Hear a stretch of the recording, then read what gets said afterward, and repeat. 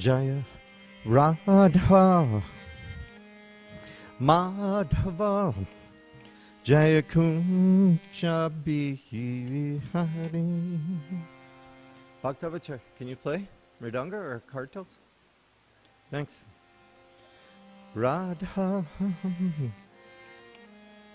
Madhava Jaya Kunja Bihari.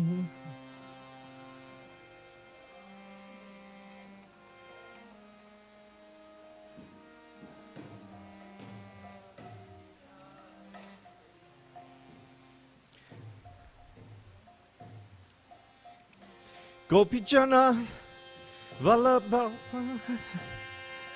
Jaya Giri Vada Hari Jaya Giri Vada Hari.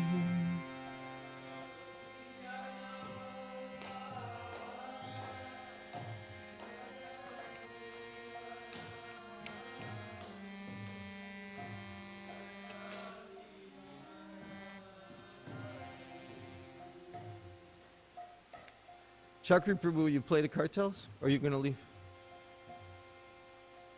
Thanks. Yasodanandana Brajajana Ranjana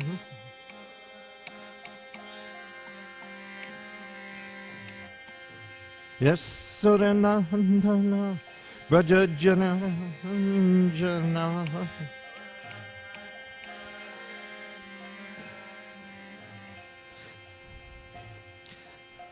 Jaya Jamuna Tira Vanachari Jakum Jabihani. That's it. Jamuna Tira Vanachari Jakum Jabi. Thanks.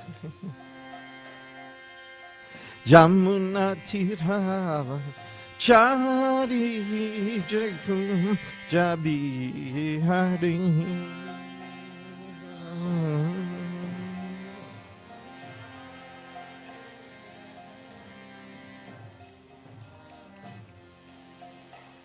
Jai Radha Madhava Jai Kum Jabi Hari.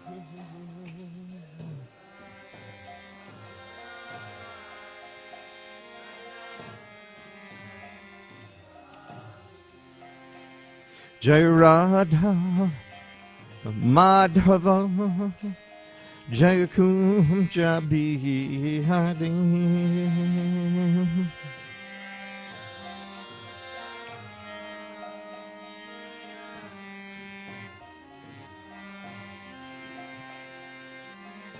Gopijana Vallabha Jaya Giri Vardhari Jaya Giri Vardhari.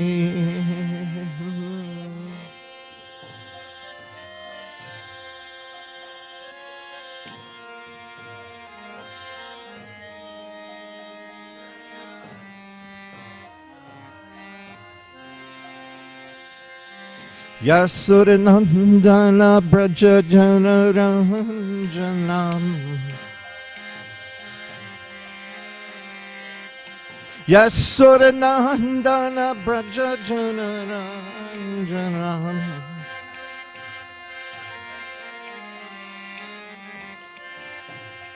Jaya Jamuna Tira Vanachari Jakunda Bihari Jamuna Tira.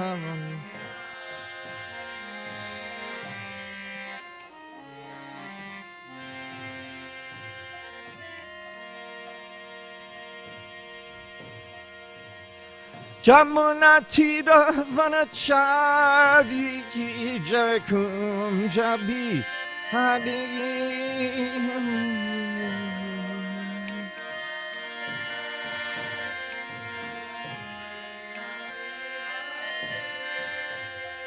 Jaya Jamuna Tira Vanachari Jaya Kunjabi Hari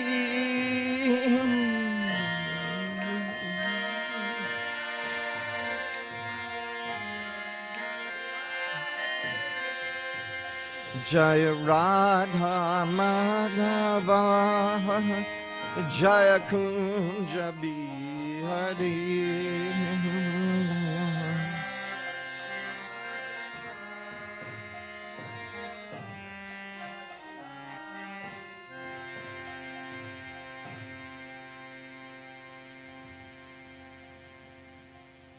Go Premanandi.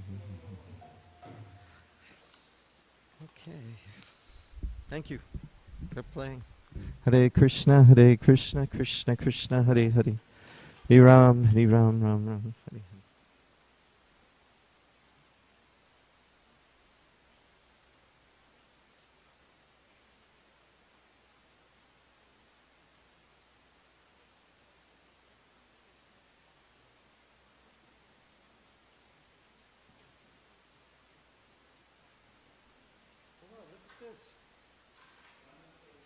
This is for Chandan Yatra? Okay, ecstatic. It's getting hot enough for that. Huh? When they put sandalwood paste? I don't know. You have to ask like Mother Windrali, whoever's doing it. That's not me. Usually when it's really hot out, so you're getting definitely in that category.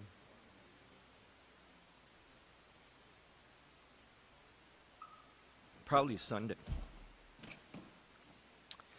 Jai Jai Shri Chaitanya Jaya Nityananda.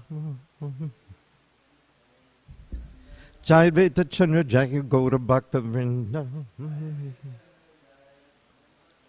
Jai Jai Shri Chaitanya Jaya Nityananda. Jaya Veda Chandra Jaya Gaura Bhakta Vrinda. Jaya Jaya Shri Chaitanya Jaya Nityananda.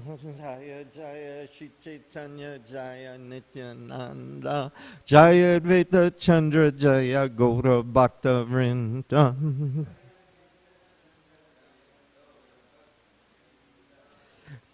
Okay, today we're reading from the Sri Chaitanya Charitamrita, Madhya Lila. This is volume 5. By His Divine Grace, A.C. Bhaktivedanta Swami Srila Prabhupada. Okay, I'm just going to read one of the Bengali verses, and then I'm going to read English, and we'll get a kind of a gist of what's being discussed here. I'm starting from 14 and 15. They're together. Chapter 5. Madhya, Lila. Yeah. So you guys, look at, I'm going to read the Sanskrit slowly. You could probably guess the meaning of this verse. Okay? Here's the words. Kama krodera dosa hana tara litikaya. Do you guys know what the word kama means? Kama. Like Kamadev, Cupid. Yes. Lusty desires, kama. And kroda? Anger. Very good.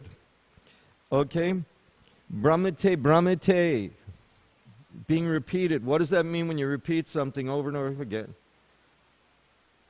Like a kid's going to run in the street and the mother yells, stop, stop, twice or 3 times. If you say something twice, what does that mean? Yeah, it means it's important, right? This is being emphasized. Okay, brahmate, brahmate. So, what does the word brahmate mean? Means wandering, wandering about. Do you ever feel like you're wandering about? Radhakalachandji Dham, wondering what you should be doing right now?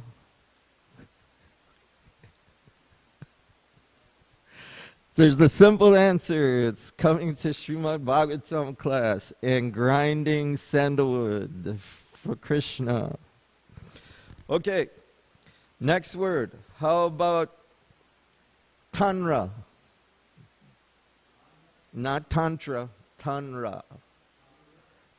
T-A-N-R-A. Yes. Okay, let me give you some easier words. How about sadhu? Yes, it's saint. Prabhupada translates it as a devotee. How about vidya? And vaidya?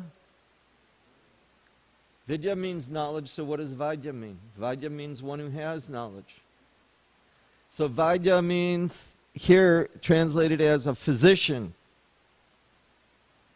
Right? We hope our physicians have knowledge. Okay. And how about, oh yeah, the word tanra means his. So how do you say hers? Tanri. Female, right? Addition to the word. Just like you have the name, what? Give me a word that has both a male and female. Like my name is Narottam. Naro means man. Nari means woman. So when you see a female, you know, what's that called? Conjunction or addition to a word, then you're addressing a female. Okay, what else into our Sanskrit today? How about the word upadesh? Yeah, how did you know that? So what does Amrita mean? Upadesh? Nectar of instruction. Yes, upadesh means instruction. So how about upadesh mantra?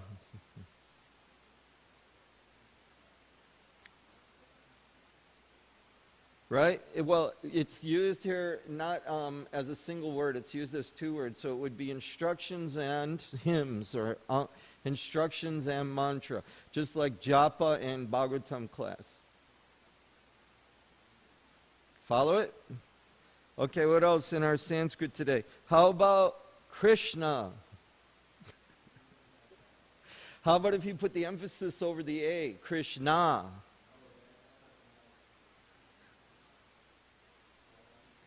No, well, you could call Radharani Krishna, but Krishna specifically refers to Draupadi, the wife of the Pandavas. Why?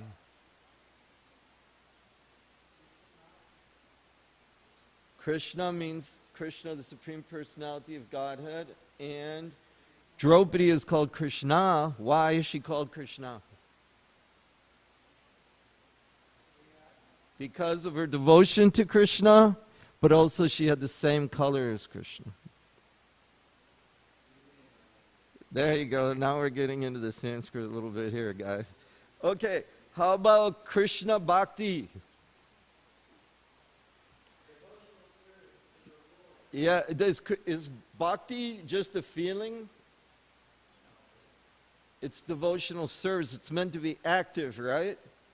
So if someone just says, I have bhakti, I have bhav, what do we call that person? Sahajya. That's not, because the bhakti should take the form of some service. Just like if you say, like I'm married, right? So if I say, oh, I love my wife, but I won't do anything Kumkumangi asked me to do.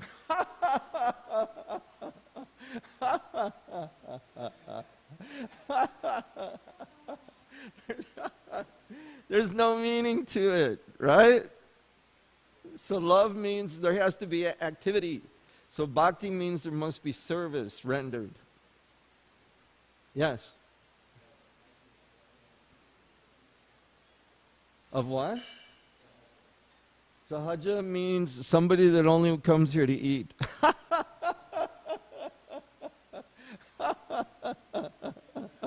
No, a sahaja is someone that's imitating a more elevated stage. Just like, I'll give you an example, like I was in Fiji with my Guru Maharaj. He gave a lecture on devotional service. So one man in the audience came up and he started rolling on the ground in front of the stage while my Guru Maharaj was giving a lecture and saying, Krishna, Krishna, rolling on the ground, like he was exhibiting ecstatic symptoms.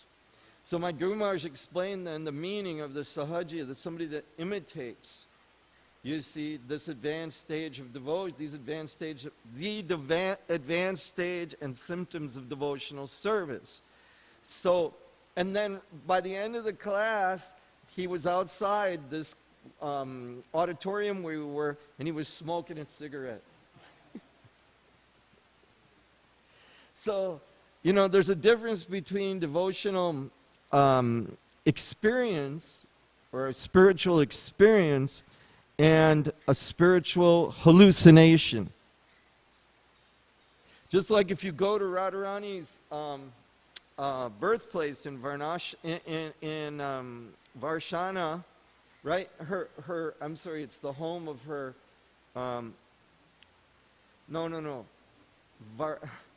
Varanasi is the place of the Mayavadis, but it's one of the 4 main dhams of India. If you die in Varanasi, it's considered you'll go to the spiritual world. Varanasi, Dwarka, what are the other 2? The 4 main dhams of India, according to the scripture. Where? There's Dwarka, there's Varanasi. What's the word? I can't hear you. Jagannath Puri and Rameshwaram. Vrindavan is a sacred place for the devotees of Krishna. But in general, it's known that the 4 main dhams, like Puri is also a place of Krishna. Rameshwaram is the very place of Lord Ram, where Ram established the deity of Lord Shiva. Actually, it was Hanuman. But he's worshipped there. After he killed Ravan, it's a beautiful temple that's there. Lord Chaitanya went to that temple. What about Dwarka? Krishna lived in Dwarka,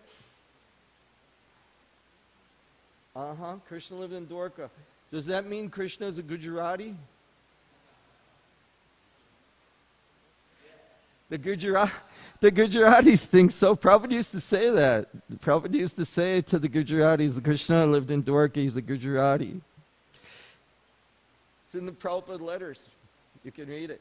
And also, what about, and Varanasi? Why is Varanasi sacred? Lord Chaitanya went to Varanasi. Well, why is Varanasi sacred?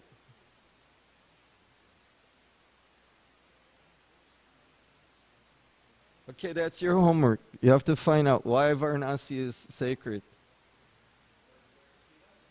Well, Lord Shiva's worshipped there, of course. He's worshipped there, but there's a reason. Something happened there that makes this place one of the main dhams. The churning of the milk ocean? No, that was in Svetadweep. But there's a confluence where one drop fell to the earth in... No, not the Ganga. One drop of the milk ocean. When they churned it and the samaras was created, the samaras was the drink that gave Bhima the strength of 10,000 elephants. So you know the story, right? The demons and demigods made an arrangement. They wanted to churn the milk ocean to get all these the samaras from the milk ocean. But when they lifted up the mountain, Mount Mandara, it's in the Bhagavatam, what happened? They all got crushed to death. So the point is, when you try to enjoy sense gratification, you get death. So what happened? Vishnu came, he picked up the Mandara mountain, right? And then he glanced over them and he brought all of them back to life.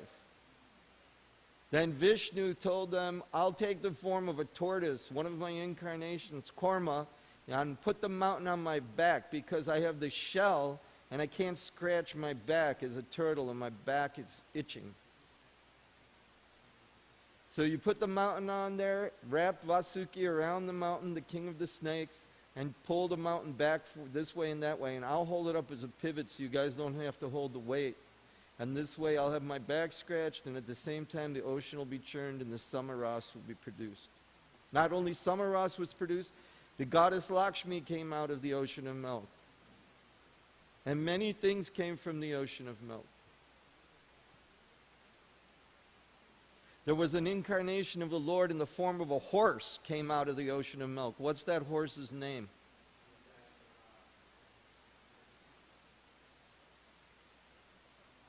Are you grieving? What's the name you're saying? Ujjayi Shrava? I think that's the name of Indra's elephant, right? What's the name? See the picture right here of Krishna lifting Govardhan? Up on the top of the mountain there's Indra. He's riding a four-tusked white elephant. What's the name of that elephant? What? What's the name of the elephant that Krishna and Balaram killed when they went to Mathura?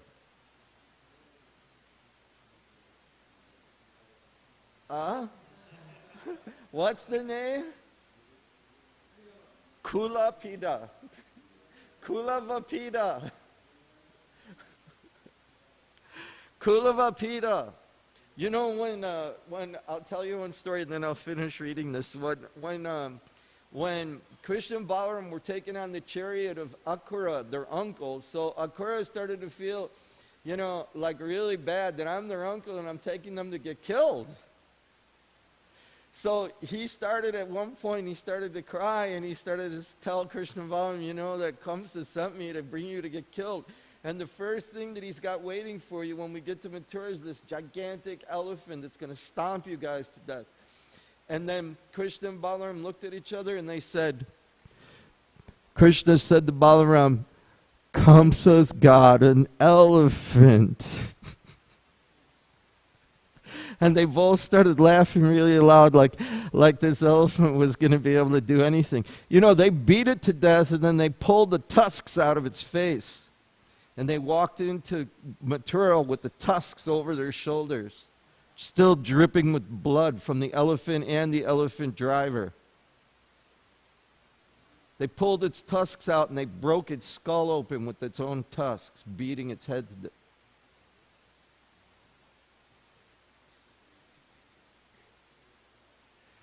That's the coward boys, man. Those guys don't fool around.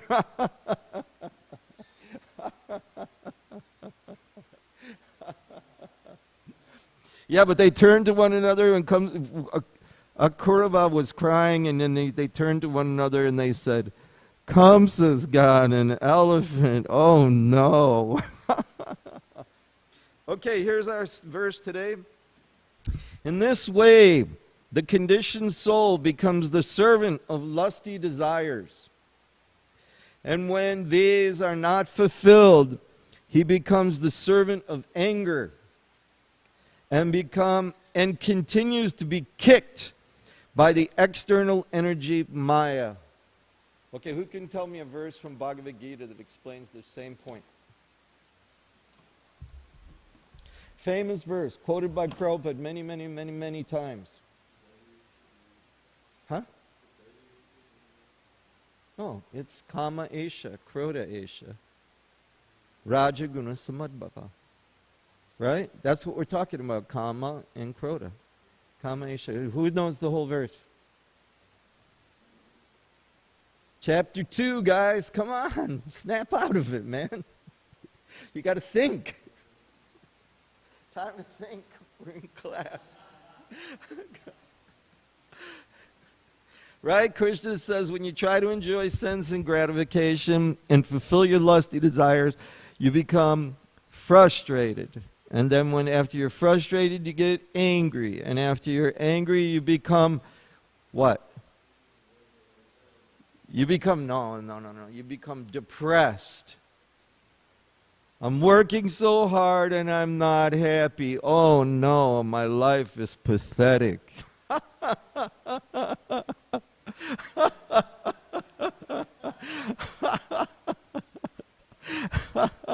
Then he says, you become depressed, then you become delusioned, right? Oh, I don't know what to do. Should I go to work or should I grind sandalwood? Oh no. And then after that we become bewildered. I want to be good. I want to take care of everyone around me, but I don't have enough time to chant my rounds. So what should I do? Yeah, intelligence is lost. And then one falls down again within the material world. Bloop?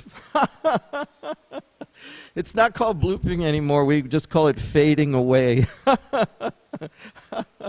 At least your saffron fades.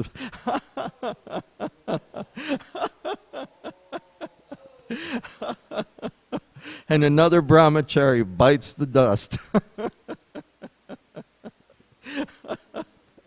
I shouldn't joke. Hey, you guys, I shouldn't joke like that. Becoming a grihast is actually a higher level of responsibility. It's considered to be more advanced than a brahmachari, right? But you're supposed to be a grihasta brahmachari, not a what? Griyamedi. Yeah, so here is Krishna saying this, right? In this way, the conditioned soul becomes the servant of lusty desires, and when these are not fulfilled, he becomes the servant of anger and continues to be kicked by the external energy Maya, wandering and wandering throughout the universe. He may by chance get the association of a devotee physician. Interesting, devotee physician. Let's see what's the Sanskrit word for that. That's what we read. Vaidya. Bhakti Vaidya. Devotional physician. Did you guys know you're doctors?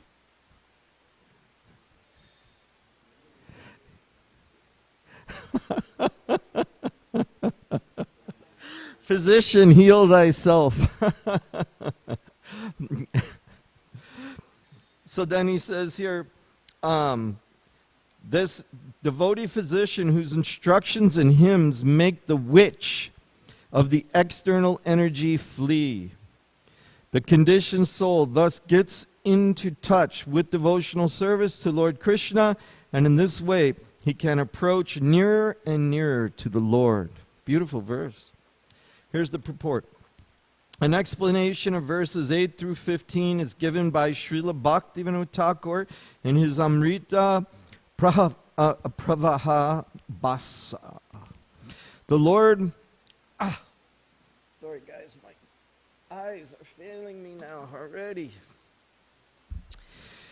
The Lord is spread throughout the creation in his quadruple expansions and incarnations. Krishna is fully represented with all his potencies in each and every personal extension. But the living entities, although separate expansions, are also considered one of the Lord's energies. Okay, so in this paragraph right now, we're hearing about the quadruple expansions. Who can tell me what the first quadruple expansion is? What? Can't hear you. Vasudeva is one. Who are the rest? Yes, thank you, Prabhu. Vasudeva, Sankarshan, Pradyumna, and Aniruddha. So the first quadruple expansion, who do they appear from? No. Krishna expands first as Lord Balaram. And then Balaram expands as the first quadruple incarnation of the Lord.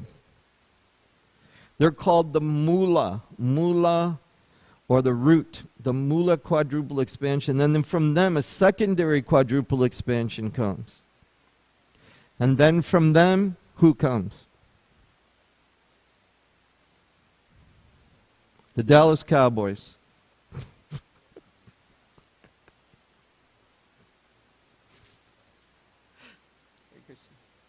Who comes? The Lila avatars come. Like Nrsimhadev, right? There are 10 Das avatars, the main 10 Lila avatars. Are there only 10? How many are there? Infinite, as many as there are waves in the sea.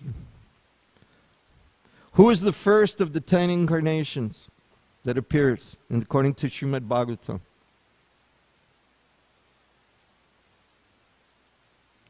Matsya, the fish, right?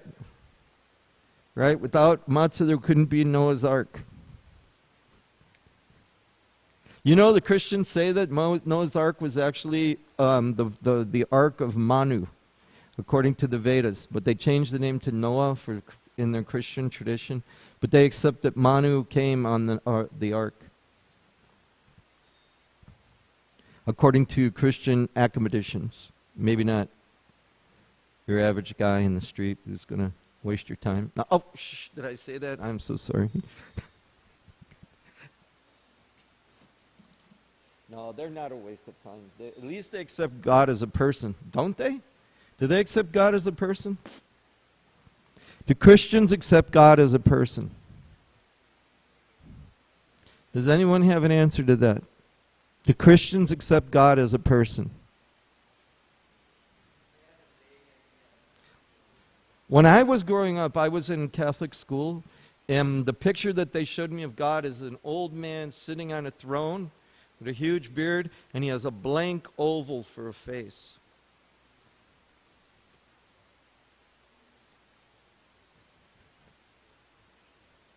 Okay, so we got them quadruple expansions, right?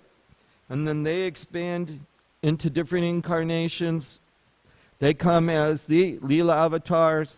Then you have the, what? Purusha avatars. Who can name the 3 Purusha avatars?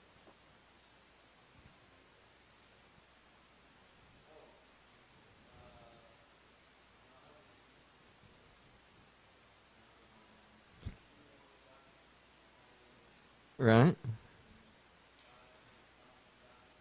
No, Mahavishnu is called Karunadaksha Vishnu. The second one is actually Garbhadaksha Vishnu, and the third is Shiradaksha Vishnu.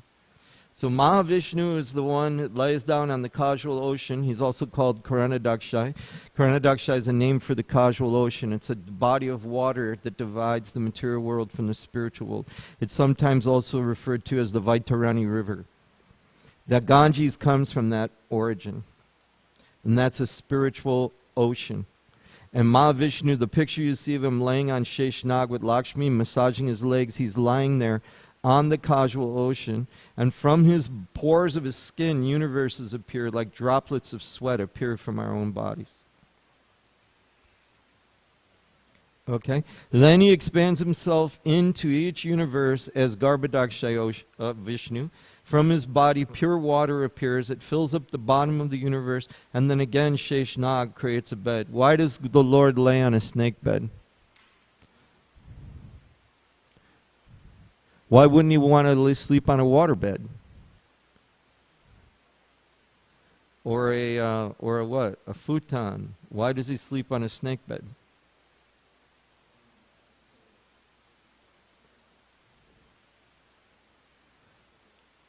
And Shesh is ecstatic, so it's cool to lay there.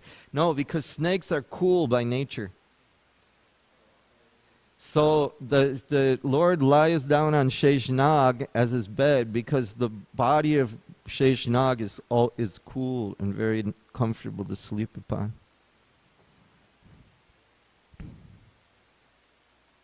Does that mean you should lie down on a snake bed?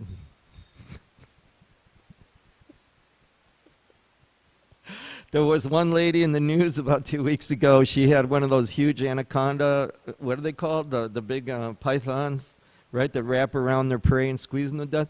And this lady, she had this snake as a pet, and as it grew up bigger and bigger, she kept it. And then she let it sleep in her bed, and the thing strangled her and swallowed her.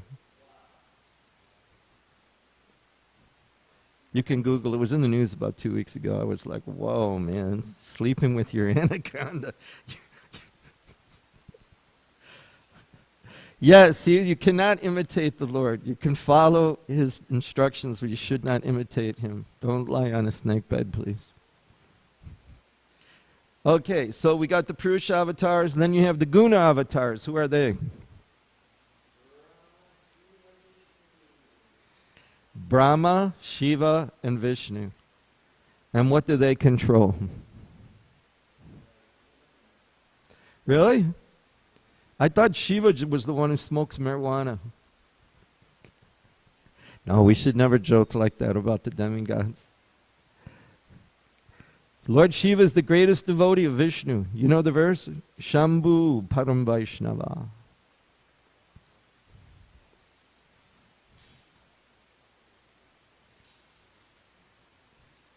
right? So who does Lord Brahma control?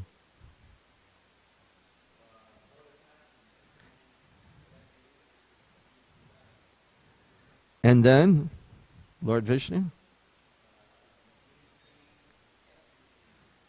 The mode of goodness. Thank you. All right, so we've got now we have our guna avatars. All right, and then what? We have Shaktavesh avatars. Can you give me an example of a Shaktavesh avatar? Really? I would agree with you. He's definitely an empowered representative of the Lord, appeared and spread this movement all over the world. Even great authorities in Western universities agree, like Ale Basham, he's considered to be the greatest, the top authority in the world on Eastern philosophy and religion, says that even since the days of Jesus Christ, no one has been able to take a practice of spiritual life and spread it all over the world, as well as translate so many books and, you know, and bring these teachings into every culture and every race and every continent. Once I was in Vrindavan on Prabhupada's appearance day, and the leading sannyasi of the Madhvacharya sect was there in Vrindavan. They asked him to speak about Prabhupada, and he said, according to his realization, that Prabhupada was greater even than Lord Shiva. And the reason he gave was because Lord Shiva was able to control the Ganges River and bring it down, and so that it could inundate India. But Prabhupada was able to bring down the entire ocean of love of God and inundate the entire world. Srila Prabhupada ki. No, wait for the end. No, okay, go ahead. I'm just having a discussion with you guys. Go ahead, shoot.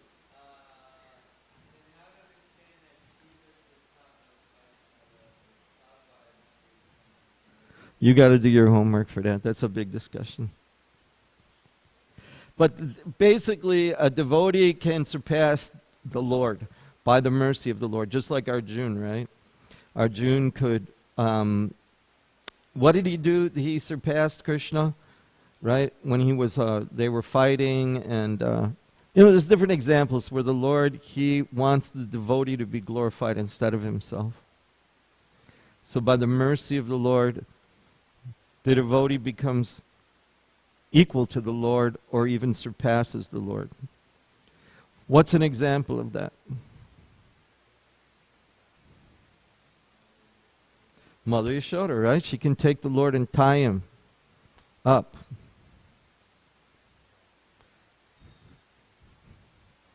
Okay, so now we've discussed this. So the Lord appears in different expansions and incarnations, and then the living entities appear.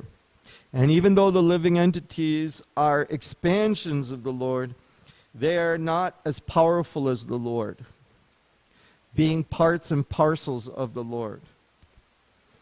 Although separate expansions are also considered one of the Lord's energies, the living entities are divided into two categories. What are the two categories?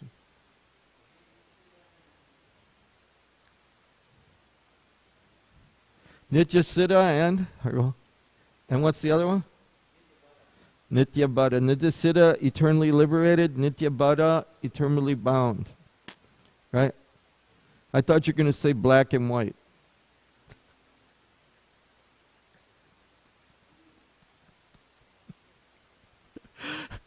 So, that was just a racial joke, you guys.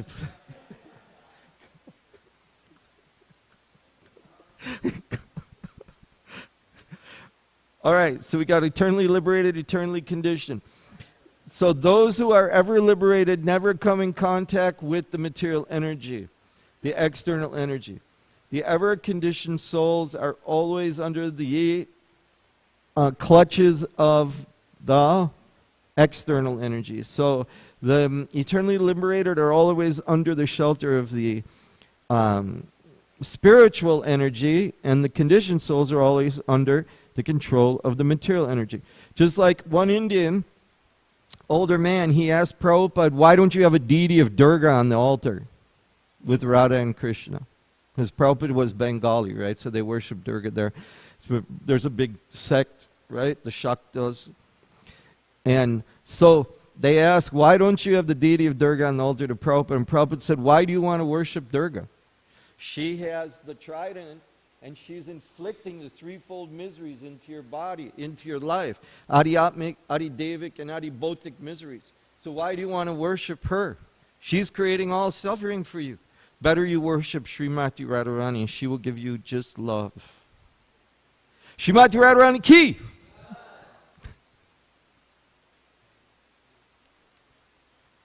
Question? Yes, sir. You know I'm not the ultimate authority. I can quote some things that I know from the books, but I'm not like an ultimate, personality that can answer everything perfectly. But shoot, go ahead, let's see what you got.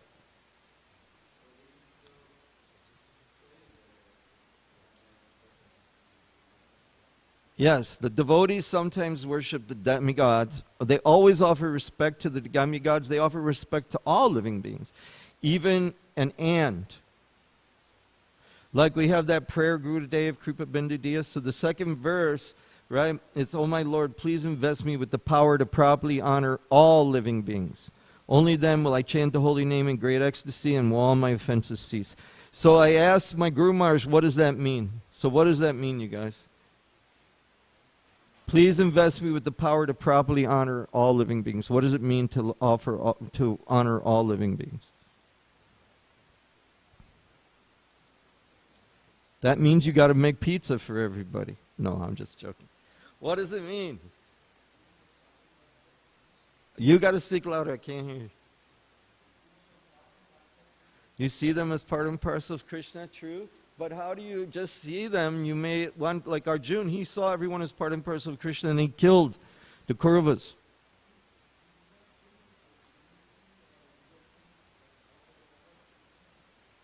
Not out of enmity or not out of enviness, he just killed them because Krishna wanted them dead. That's very difficult to understand. A simple point is that if we want to, Hare Krishna, if we offer, like, oh my Lord, please invest me with the power to properly honor all living beings, that means, my Guru Maharaj told me, when you offer the same respect to each and every person as you respect your Guru.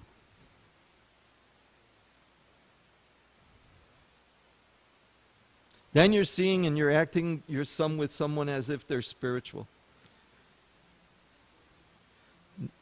Well, you can see things as Guru, like in the 11th canto,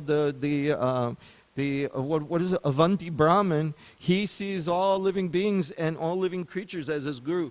Like, really, I'll give you a nice example. You can do that in spiritual life. Like the Avanti Brahman, one of the examples that I really like is he saw a spider on a web. So he said, this spider is my Guru. If you read that in the 11th canto, you see he picks out about 25 different things that you would never guess as a Guru.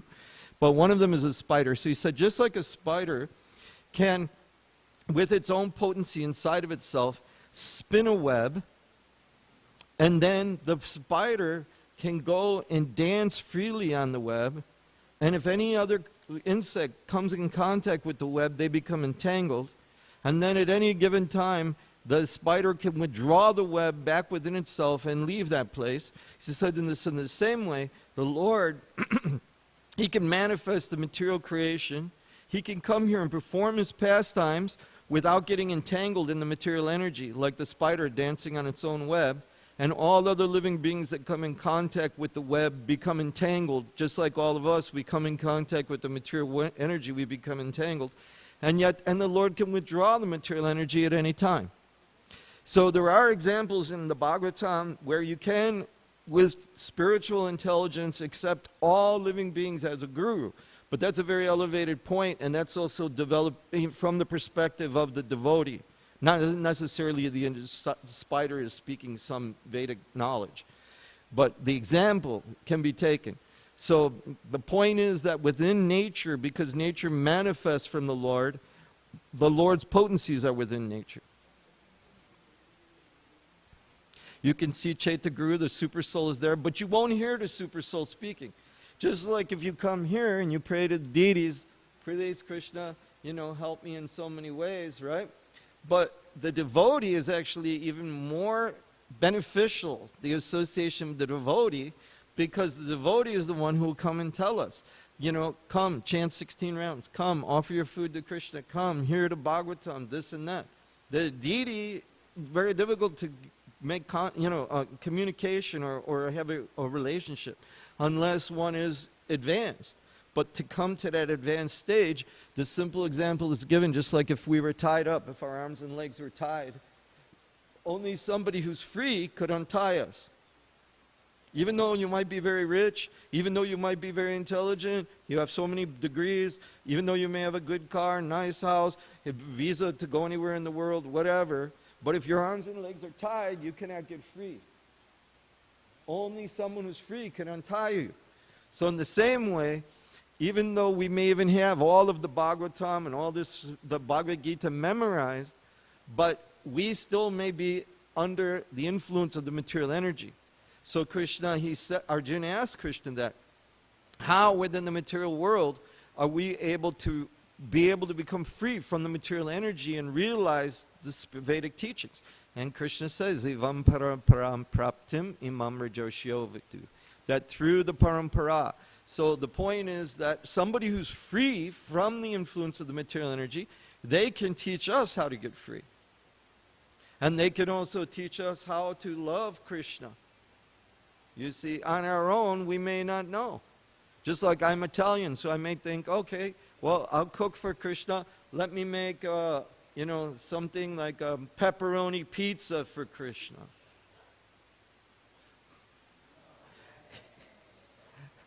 So the devotee, right? The devotee can free you from that ignorance.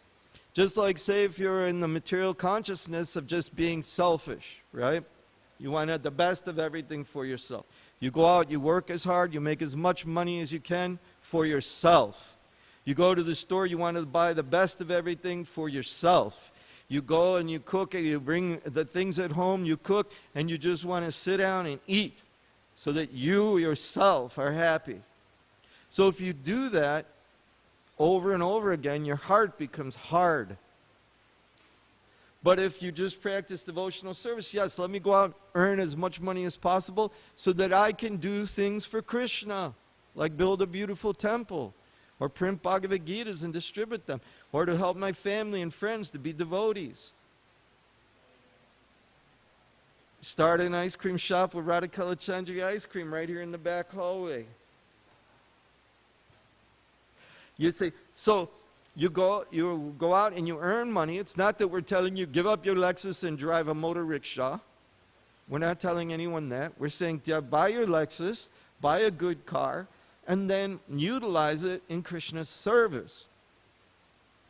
Krishna is not denying us. Krishna is not telling Arjuna, give up everything, give up Hastinapur, give up your bows and arrows, and just go live, out of a garbage can. He doesn't tell Arjuna that. He tells Arjuna, and he doesn't tell Arjuna just chant japa. He tells Arjuna, you be Krishna conscious, you chant japa, and at the same time, you take over the whole world. But do it for me. Be my instrument. So that's the point, right? So if we go and we earn as much money as possible, but we're thinking how I can use this money to please Krishna, just like these beautiful outfits.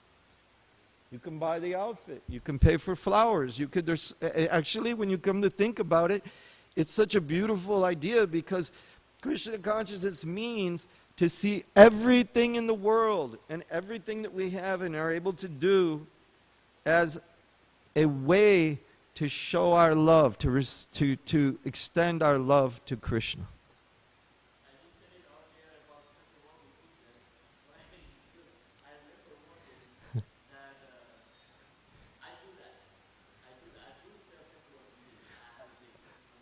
Oh.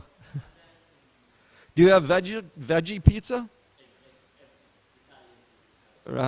See? So what do you recommend? Here's a guy who runs a pizza factory. This gentleman, pizza.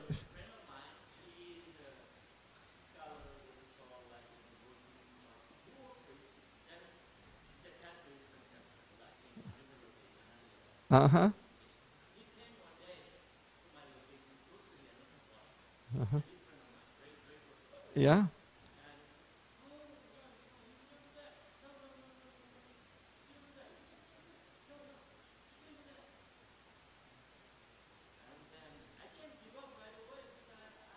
No, everything is gradual, and we're in a situation here where we're surrounded by people with not only that eat meat, they all have guns too.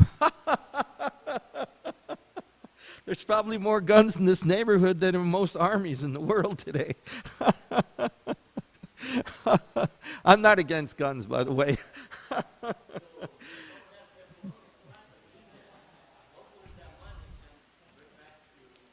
Used in Christian service. That's definitely one good step in the right direction. I'll tell you one thing. I used to have a food cart. My wife and I will cook for big rock concerts. So one time we did this NASCAR championship, national championship, 250,000 people here at the Texas Motor Speedway. So on the midway, we put the trailer. So the trailer says Krishna's Cuisine, International, what did we say? Krishna's Cuisine, experience the yoga of eating.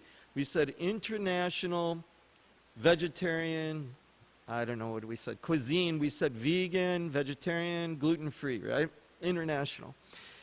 And so I'd have these guys coming by, the rednecks, you know, they're coming by the trailer and they're saying, vegetarian at NASCAR, you gotta be kidding me.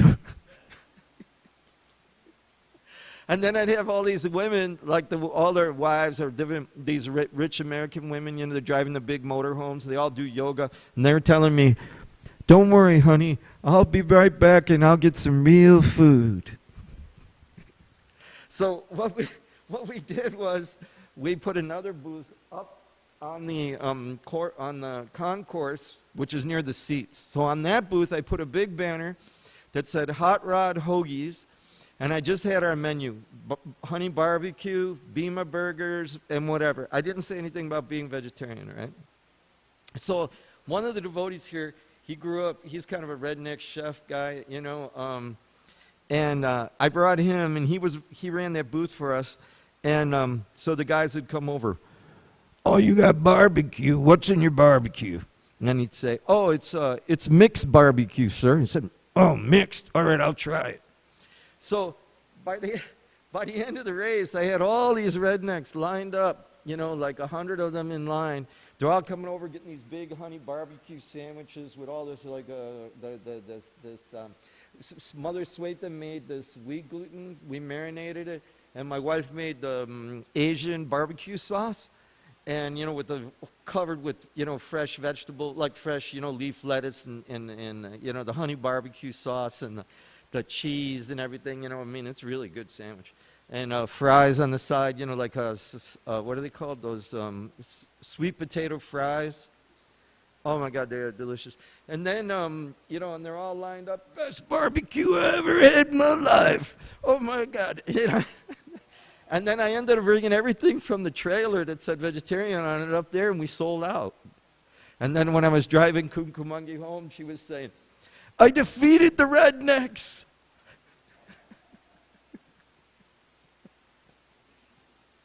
So, you know, the thing is, if the cooking is so good, even if it's vegetarian, right?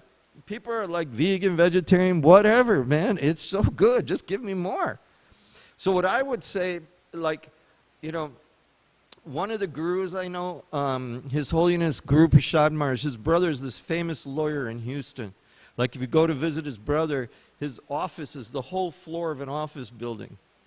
Like, he's the kind of lawyer, you know, that wears his cowboy boots, and you go in his office, and he's got his back to you with his boots up on the top of the windowsill and stuff. And then, so Maharaj used to go and preach to him and the other lawyers. They would go to this bar. So Maharaj would go in and sit with them sometimes and talk to them. You know, it was a little lawyer bar. And then Maharaj talked to them about prasadam like this. And Maharaj said, you know, all about how if you take prasadam, it'll change your life and it'll make you more spiritual. So after the end of it, his brother-in-law came over and said, Maharaj, I don't want any prasadam because I like my life just the way it is. So then Maharaj had me go get a bunch of pizza boxes from Domino's Pizza or whatever. And we made the prasadam pizzas. And we brought them to the bar, you know, whatever, like the next week or whenever we saw them next. And they were all sitting and eating the prasadam pizza thinking it was a Domino pizza. But the thing I would say is that now there's a lot of really good mock meat. Mock meat. You can buy it at like the Asian grocery store or even at Whole Foods. But you can order it wholesale too. And they have like the devotees even, the ISKCON devotees in Russia. I mean, I don't know if you can get it out of Russia now because of the war and stuff, but I know here they also produce it. It's called Veggie Farm, V-E-G-E Farm. Yeah, and they have chicken, they have pork, they have sausages. You can see that you go into Whole Foods, they have a little package, but they have the pepperoni. They have, but it's vegetarian. But if you taste it, it tastes just like eating meat. No, really. I'm serious. You know, you might, I'm just saying you might want to try it at least once. You know, but you give some special, but like you said, you know, we can't change overnight. You're all invested your money in this Italian restaurant, right? So, you know, you have to live out some karma. But at the same time, at least, like all of us, you know, working for an oil company, right? We're working for the, you know, so many things they're killing. They're drilling oil. They're creating bombs. One of my godbrothers, he works for NASA. They make missiles and rockets, right? And all this stuff. So like you said, at least we can do is take the profit, take care of our family. We're not saying live in a forest or anything. Take care of yourselves. Be healthy, happy. But use the profit of the business for Krishna Seva.